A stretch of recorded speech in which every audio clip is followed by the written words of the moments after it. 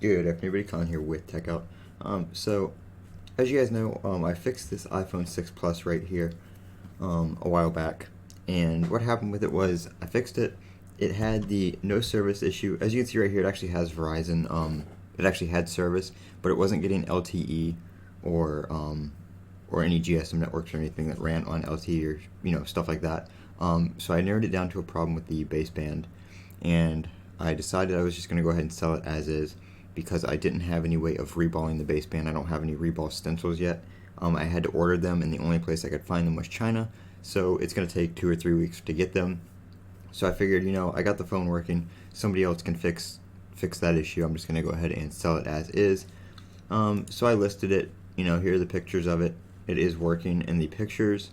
I listed it right here. We're going to come back to these pictures in a minute because these are the main ones that matter.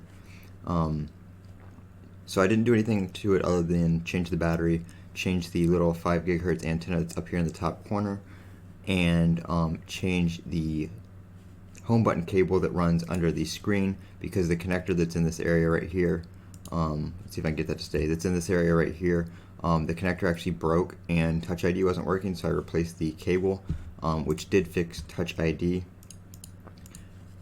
So you can see all the information right here, the IMEI, the serial number, all that kind of stuff is in the listing. It had some damage on the back from the previous owner trying to repair it. That was in the listing as well. So I told him down here, it works, it turns on, what I replaced, what the issues still were, and then it was as is, please see all pictures for condition. So what happens was, it was for a bid.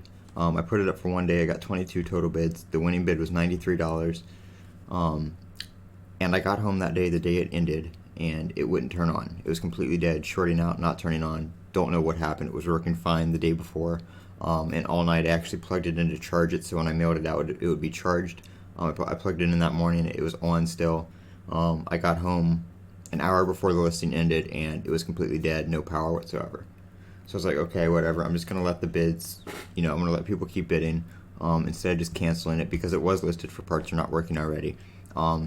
And I was like, I'll just message the person and see if, they want a discount or if they want to cancel the order. So the person that won was this guy right here, Todd Hall, 37. And let me go all the way back. So as you can see here, he's not happy. But hold on, let me go all the way back here to the original messages. So I refunded him from the $93 he originally paid to $75. So he paid $75 total for it. You can see right here he said that'll work. I told him, listing says no returns as is. Just want to clarify since I told you about the updated condition about it not powering on right here. That it's as is, no returns, and that we clarified that.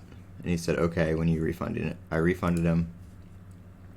And then he said he's fine with it as long as no parts have been changed. I told him, the original parts, the ones I listed that I changed, the antenna, the cable, and the battery are the only ones that were modified.